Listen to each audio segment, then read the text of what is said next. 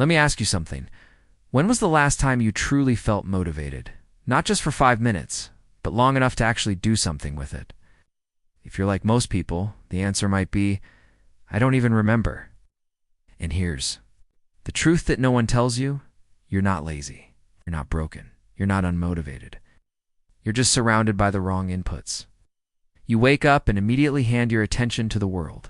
Before you even sit up in bed, your mind is bombarded with notifications, messages, headlines, comparison traps, outrage bait, highlight reels, and dopamine overload. And you wonder why you feel overwhelmed before your day even starts? The real killer of motivation isn't lack of discipline. It's mental clutter. Your brain is constantly receiving signals. Oh, and if most of those signals tell you you're not enough, not fast enough, not productive enough, your subconscious starts to believe it. And when your inner belief system becomes one of defeat and comparison, motivation can't survive in that environment. We live in a time where you're exposed to more information in one day than a person 100 years ago would see in a year. But how much of that information actually helps you? How much of it empowers you, teaches you, fuels your vision? Very little. And what does that mean? It means your mind is being fed the equivalent of mental junk food, empty, distracting, and addictive. And just like physical junk food, it tastes good for a moment but makes you tired, foggy, and slow in the long run. The scary part? We don't even notice it anymore. We think it's normal. We think scrolling endlessly, multitasking constantly, and comparing daily is just what modern life is, but it's not. It's a trap. And until you change your inputs, you'll stay in that trap, tired, stuck, uninspired, and wondering why you can't just get motivated. But there's a way out.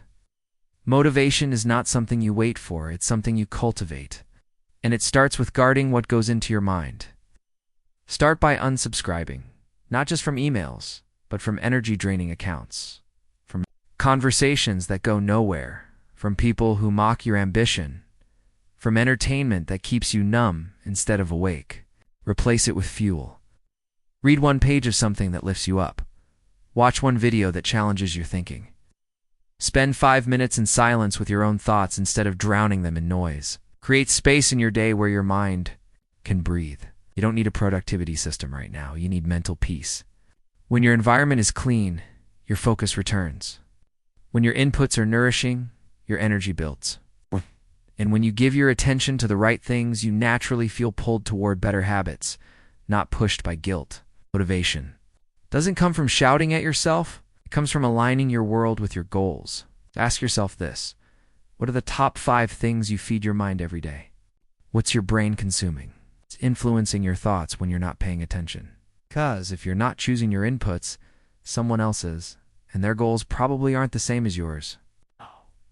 The most powerful shift you can make is subtle but life-changing. Become the gatekeeper of your own mind.